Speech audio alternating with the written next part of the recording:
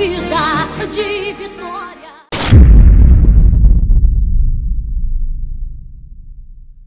Muito bem, querido irmão, querida irmã, a paz do Senhor Jesus.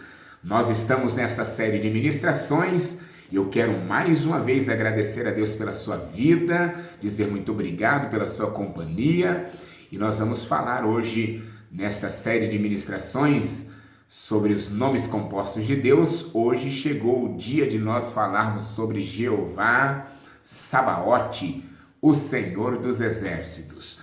Vamos ler o Salmo 46, verso 11, onde o texto sagrado diz assim: O Senhor dos Exércitos está conosco, o Deus de Jacó é o nosso refúgio. Jeová Sabaote, o Senhor dos Exércitos. Este é o nome de Deus que mais aparece em todo o Antigo Testamento. Se você observar os 3 últimos livros do Antigo Testamento, Ageu, Zacarias e Malaquias, você vai perceber que só nesses 3 livros nós vamos ter a expressão o Senhor dos Exércitos 91 vezes. São 14 vezes no livro de Ageu, 53 vezes no livro de Zacarias e 24 vezes no livro do profeta Malaquias. É interessante a gente entender que o significado do termo Sabaote é ajuntar, é reunir. A ideia por trás desta palavra é a ideia de uma guerra. Assim como um general reúne as suas tropas para estar num dia de batalha, Deus também tem as suas tropas, ou seja, Deus também reúne o seu exército para lutar pela sua causa aqui nesta terra e para proteger o seu povo. Jeová Sabaote, portanto, está associado diretamente a um conflito, a uma batalha, a uma peleja, a uma guerra.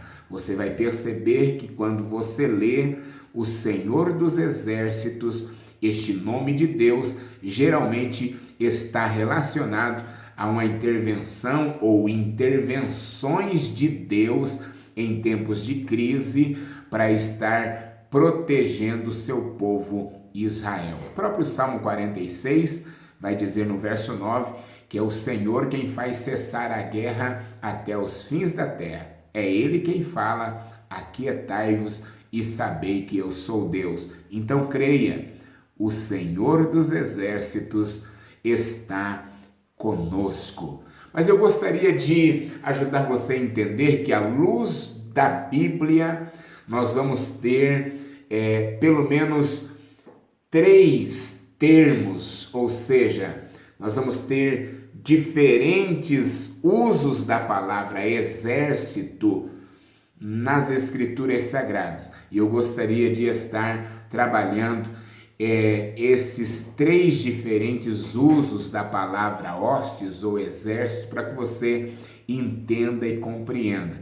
A Bíblia vai falar de exército fazendo menção de pessoas, seres humanos, um grupo de pessoas. Por exemplo, Êxodo capítulo de número 12, versículo de número 41, quando Israel saiu do Egito e estava se formando como nação, você vai ler o texto sagrado dizendo que aconteceu que passados 430 anos, neste mesmo dia, a Bíblia vai dizer que todos os exércitos do Senhor saíram da terra do Egito. Então, exército na Bíblia pode ser uma referência ao povo de Deus. Posso afirmar, então, que a igreja é o exército de Deus hoje aqui nesta terra. Mas a Bíblia também fala de um grupo fazendo menção dos anjos como exércitos de Deus. O livro do Gênesis, capítulo 2, versículo de número 1, a Bíblia vai fazer menção que assim que Deus criou os céus, criou a terra, criou também, ou formou também todos os seus exércitos, referência aos anjos. Êxodo 32, a Bíblia também faz menção do retorno de Jacó a Canaã. A Bíblia vai fazer menção que ele teve um encontro com o exército de Deus. E ali é menção dos anjos, naquele lugar que ele chamou de Manaim. Era um encontro que Jacó teve com o exército de Deus, fazendo menção então dos anjos que ele encontrou no caminho. Salmo 148 também vai fazer menção no verso de número 2, dos anjos como exércitos que Deus tem nos céus. Muito bem. Aí nós temos também um terceiro grupo que está também sendo mencionado nas Escrituras como exércitos de Deus, que são os exércitos que nós podemos dizer assim, de corpos celestes. Aí você pode ler Deuteronômio 4,19, você vai ver a Bíblia fazendo menção do sol, da lua e das estrelas como exércitos de Deus. Você pode ler Isaías 40:26, você vai observar que a Bíblia faz menção das estrelas como exércitos de Deus, e é interessante esse texto, porque esse texto diz que Deus chama a estrela, cada uma delas pelo nome, não se esquecendo. As estrelas ali são consideradas exércitos de Deus. Então preste atenção, seja no campo ou na esfera celeste ou na esfera terrena, terrestre, Deus tem os seus exércitos, sejam anjos, sejam estrelas, sejam pessoas. Todos esses grupos estão debaixo da autoridade, da tutela, da ordem do Senhor nosso Deus, o Senhor dos exércitos. Estamos debaixo do controle soberano de Deus. Por isso que eu quero pensar com você naquele texto fantástico de Paulo, quando faz menção de Cristo como Criador de todas as coisas, em Colossenses 1:16, Paulo disse que nele foram criadas todas as coisas, coisas que estão nos céus, coisas que estão na terra, sejam visíveis ou invisíveis. Paulo diz que ele criou os tronos, ele criou as dominações, ele criou os principados e potestades. Tudo foi criado por ele e para ele. Você pode glorificar ao Senhor dos Exércitos.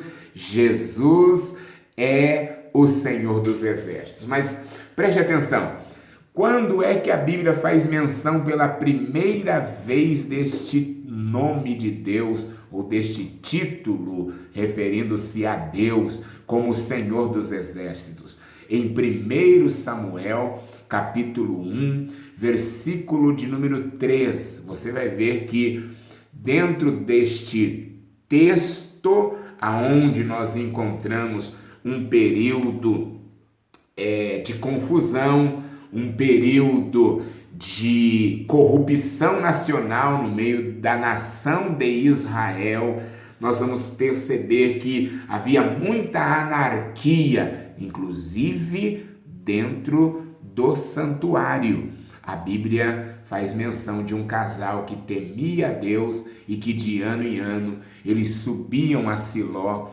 para oferecer sacrifício ao Senhor Deus, acreditando que Deus poderia mudar, libertar o povo de Deus daquela situação de caos espiritual. E o interessante, eu estou falando do casal Eucana e Ana. A Bíblia diz que esse casal também, eles oravam pedindo a Deus um filho, especialmente a irmã Ana. Inclusive, quando o texto diz que eles ofereciam sacrifícios ao Senhor dos Exércitos, o versículo 11 diz a Bíblia no primeiro capítulo de Samuel que Ana fez um voto ao Senhor dos Exércitos, pedindo a Deus um filho e oferecendo este filho para uso do Senhor, para que Deus viesse libertar o seu povo. Você vai ver que Deus decidiu ouvir a oração de Ana, atendendo o pedido que ela fez ao Senhor dos Exércitos. Você está entendendo o que eu estou querendo dizer, ou que a palavra está nos indicando? Se você fazer um voto, o Senhor dos Exércitos, Ele pode atender a tua oração e pelejar ao teu favor, a favor da sua vida pessoal, e fazer com que o seu pedido seja atendido, bem como também o pedido que você faz em prol da nação. Deus pode estender a sua mão. Uma pena, é lamentável que o texto sagrado vai dizer que o povo de Deus não se arrepende, não se converte, mesmo com o menino Samuel sendo uma resposta de Deus, para Deus fazer menção do juízo que viria. Você não vê o povo se arrependendo, você não vê o povo chorando, você não vê o povo se quebrantando, você vê o povo cometendo ainda os terríveis pecados. E aí o que vai acontecer? A Bíblia vai fazer menção da rebeldia do povo de Deus e de um momento em que os filisteus invadem o povo de Deus. Você vai ver que o Senhor dos Exércitos não estava com Israel. Israel até tenta usar a arca como um amuleto, e não é de amuleto que o povo de Deus precisa. Se você ler 1 Samuel capítulo 4, versículo 3, você vai ver que eles usam a arca da aliança apenas como um amuleto, porque na realidade não adianta usar amuleto, não adianta usar representações, coisas simbólicas. Você precisa mesmo é da presença de Deus. Nós estamos vivendo numa geração em que se prega sobre sal grosso, rosa ungida, óleo ungido, travesseiro, vassoura, um monte de coisa que se diz ungida, mas são apenas amuletos. Você não precisa de amuleto, você precisa da presença de Deus. Não basta você ter a arca da aliança, você precisa ter o Deus da aliança. Não basta ter a arca de Deus, você precisa do Deus da arca para que a tua vida seja vitoriosa. Veja que Israel quis apenas a arca da aliança, e aí aconteceu um desastre. A Bíblia Sagrada faz menção que foram 4.000 homens mortos na primeira investida dos filisteus. A vergonha foi grande, porque se você ler os versículos 10 e 11, você vai ver que caíram 30.000 homens posteriormente diante dos filisteus, e inclusive a arca foi tomada pelos filisteus. Então entenda, o que nós precisamos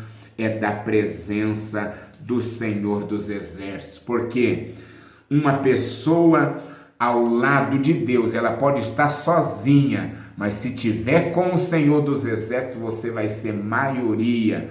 Agora, se nós não tivermos Deus na nossa vida, se você deixar Deus de lado dos seus negócios, da sua família, da sua empresa, dos seus planos, da sua vida social, da sua vida familiar, do que for na sua vida, se você deixar Deus de lado, saiba que você vai viver frustrado, saiba que você vai viver tragédia em cima de tragédia, derrota em cima de derrota. Mas se você trazer o Senhor dos Exércitos para a sua vida, saiba que você vai estar do lado da vitória e você vai conseguir ter solução de causas impossíveis. É isso que o povo de Deus precisou entender. E os anos se passaram e eles não puderam entender. Você vai ver que eles pedem um rei. Deus permite Saul ser o rei de Israel.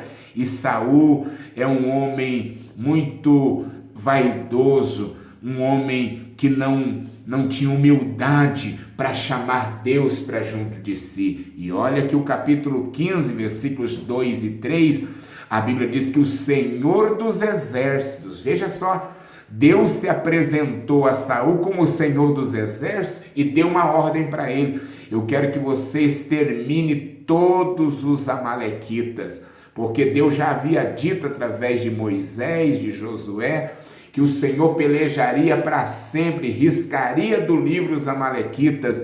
E o que foi que Saul fez? Saul poupou os amalequitas, não obedecendo de modo integral a ordem do Senhor, e isto lhe custou caro.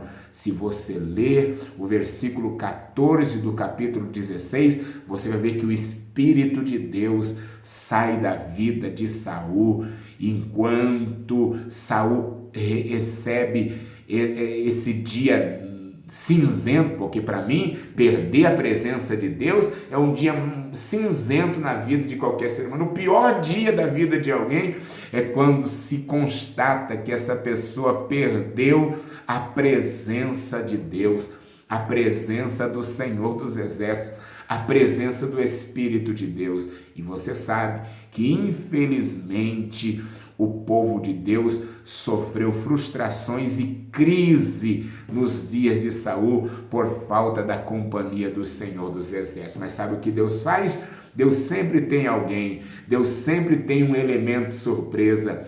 E Deus foi lá na casa de Jessé: levanta Davi, porque Deus entendeu que Davi não abriria mão da presença do Senhor dos Exércitos. É tão verdade que você vai ver que naqueles dias de crise, quando Israel está escondido, acuado, recuado, com medo das ameaças de Golias, Davi tem coragem, ousadia, fé, entusiasmo para lutar contra Golias. E sabe o que ele faz menção? Eu irei contra ti em nome do Senhor dos Exércitos.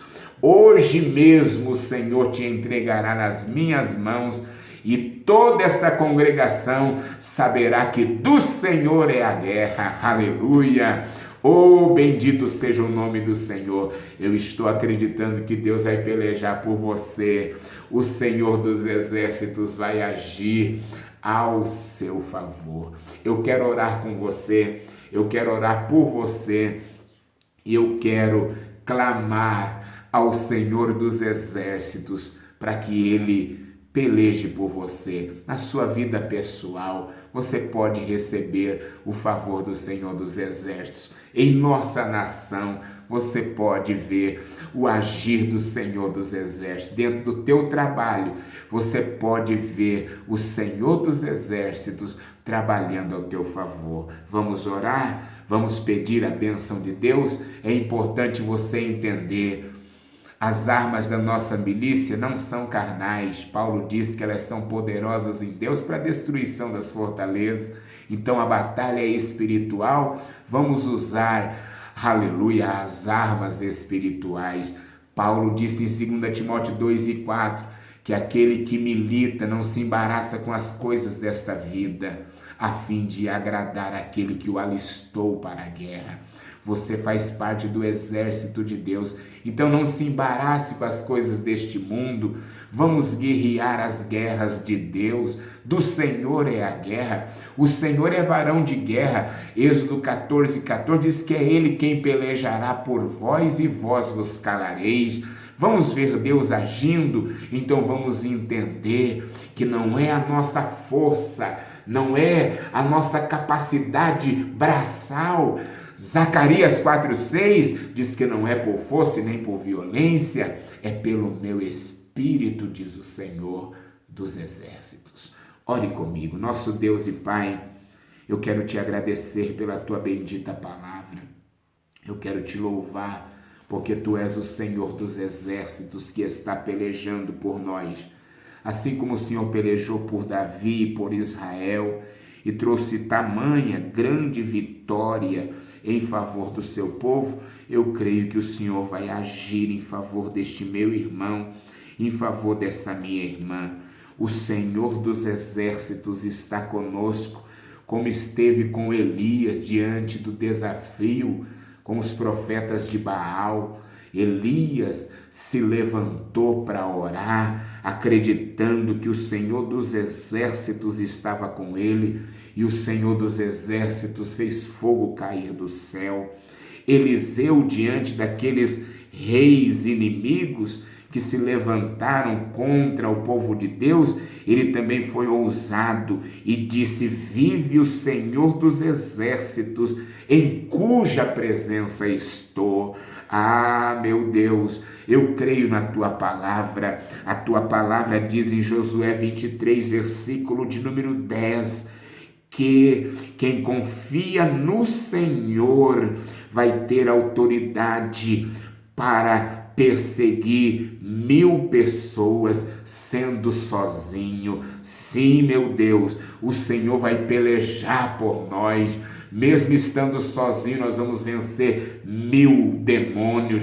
Por isso que o Salmo 91, a Bíblia Sagrada diz no verso 7, que 1000 cairão ao teu lado, 10.000 à tua direita, mas tu não serás atingido. O verso 11 diz que o Senhor dará ordem aos seus anjos para nos guardar em todos os nossos caminhos. Então venha, Senhor dos Exércitos, seja o guia do teu povo, seja o guardião do teu povo, venha pelejar, socorrer, suprir as necessidades do teu povo, repreenda as forças malignas, diabólicas, repreenda as investidas do mal contra esta casa, contra esta família, e peleja a favor do teu povo, porque eu creio, do Senhor é a guerra, e o Senhor vai honrar a fé de cada servo de Deus, de cada serva do Senhor. Ó Senhor dos Exércitos, tu és o nosso refúgio e o Senhor está conosco. Por isso eu uso a tua palavra para abençoar o teu filho e a tua filha, ainda que a terra se mude, ainda que as águas rujam e se perturbem, ainda que os montes se transportem para o meio dos mares. Eu estou crendo, o Senhor dos Exércitos está conosco e o Deus de Jacó é o nosso refúgio. Assim eu oro, abençoando esta casa, esta vida, em nome do Senhor Jesus. Amém e graças a Deus. Deus te abençoe, guarde essa palavra, e se essa mensagem fez bem para você, compartilhe ela, porque o Senhor dos Exércitos está conosco. Deus te abençoe, em nome de Jesus.